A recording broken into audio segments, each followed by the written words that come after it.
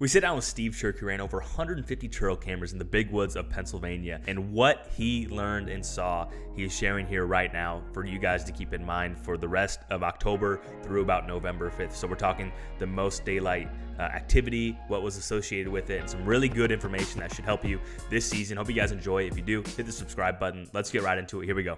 A lot of people overlook October, that end of October. It's actually, I've said it many times, it's my favorite stretch. You have to keep in mind that there's that period of time when there's hardly any does in heat, but yet the bucks are getting that head start and they are searching hard at that time to find that first hot doe. They're also pounding scrapes. You got to be in the woods. I will say, especially a buck that's like really mature, dominant buck in that area that's probably going to get the first hot doe, that might actually have been your best chance to kill him. On October 17th, we finally had that one real good cold morning. And like you might see on the 16th, it was 31. To me, 31, it could also be 35 in the woods or whatever.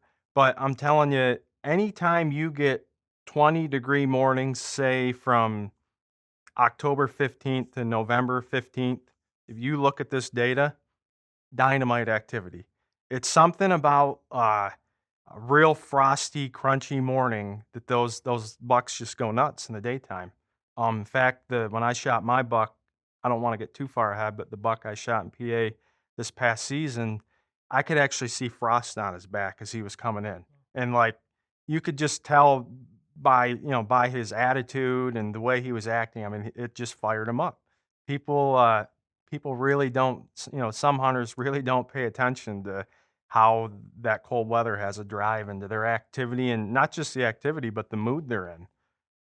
But that's really why we had that real massive spike on the 17th, because we finally had that real good cold morning. And honestly, it I mean, a cold morning is really good no matter what through October, most of November, but something about that first real good heavy frost, it's just unbelievable. It's another special day that you got to be out there. You can see in this data that activity kind of lingered. Yep. So And it warmed up a bit and it Right. still fired them up. Yep. And that's where once again, I know decrease of daylight has a big influence too on that behavior, but sometimes it's just like I've said before, throwing gas on a fire.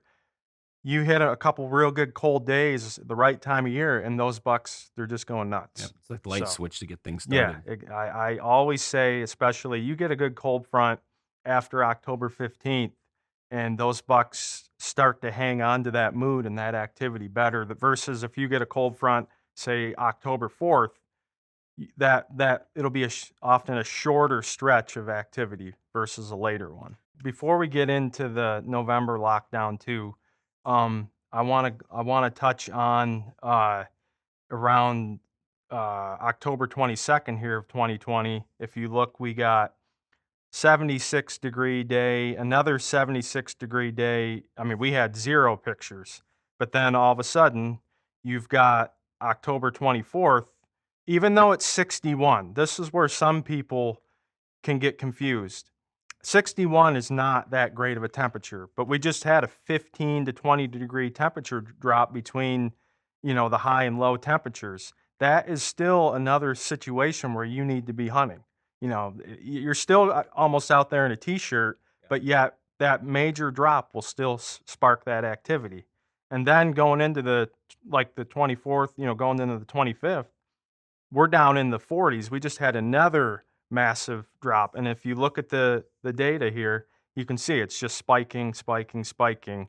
And actually, what this is from about, I would say from about the 25th, 24th, all the way till November 2nd, we can turn our page there. And this is 2020. That was the best stretch of activity we had in 2020.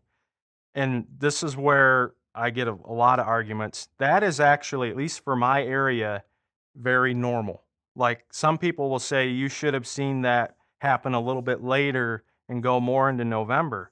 But actually, most years, roughly between November 5th and 10th, all of a sudden we'll see that activity start to drop. It's still really good, don't get me wrong, but it's generally what I have seen over the years is it varies, but roughly you could say October 25th to November 5th is generally the best in daytime activity, at least for where I'm from. Like I said, most years, these numbers in October, this looks good right here, but remember, this should actually be, these lines should be way at the end of this chart than if the weather's right. But overall, we really didn't have, I mean, I think in October last season, we only had one or probably 2 days where it got 32 or below for the low. Those low temperatures, I'm telling you, have such a vital impact on deer movement. Sometimes it can be like you'll just get a really clear sunny day. It might be 65 in the day, but at night, you got clear skies, it's below freezing. Those bucks will still be on fire, even going sometimes into the early afternoon as it's warmed up. That chilled air is even still in the woods some. You might be standing out here on the sidewalk sweating, but in the woods it's different. So, like I said, I found anytime you get below 32 degrees, once again, during October and roughly mid-November, phenomenal activity. You rarely have I ever seen, according to my studies, where like there's no activity. Like it's generally maybe the best days. Coldest low temperatures throughout that early November period is the best daylight activity.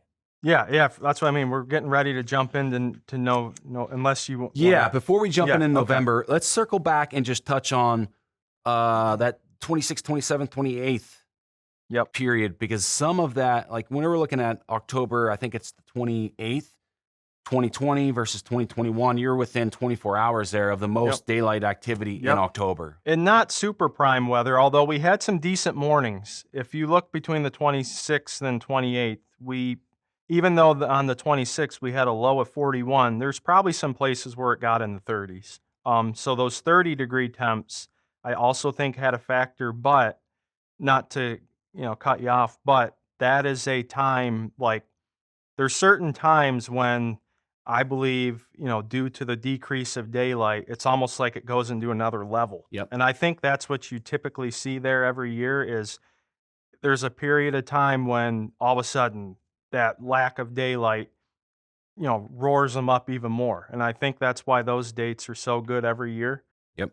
If we would have thrown in even better weather those days, I'm telling you, these numbers would have been way, way better. This was actually bad compared to most years, I'm telling you. Yeah, I mean that 28th, that 32-degree metric that you use, as soon as you hit that, boom, you have 100% more daylight photos versus the 27th and 26th, even though you still have that photo period rising testosterone variable or effect. And if like you would look and be like, okay, the 29th through the 31st can be extremely good too, but it's warming up. And especially those morning temps, I'm telling you, the morning temps are so crucial, or the low temp. When you get lows in the 40s or near 50s, those bucks get bogged right down again. Question, and I don't know if you have this answer, but when we're hitting those morning lows, sub 32, when you have the, like, let's say you take November or October 28th, for example, 11 daytime photos, how many of those were in the morning, mid-morning, evening? Like, can you roughly? More is always going to be in the morning, I see.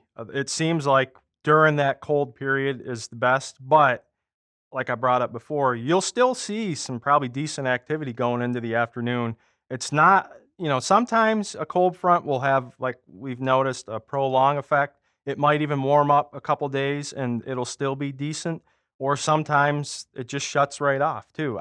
Those are things I haven't figured out yet. But the key point there is, and everyone says, can't hunt October mornings, don't hunt October mornings. When you have these, when you have these cold temps and these cold fronts rolling in, the data is telling you go hunt October mornings. Absolutely. And another thing is, like, even going back to early October, if you're thinking, you're hunting that bed to feed pattern more, those major cold mornings, those bucks will act differently. They will break out of that pattern. You might catch a buck out somewhat of his core area, working a rub line he does in the rut, hitting some scrapes, kind of venturing, those days he will act differently somewhat. I'm not saying the pattern is completely different, but you also don't have to hunt him, 100 yards from his bed those days. You can hunt other spots, which is probably a better idea. I would rather hunt him close to his bed on the warm days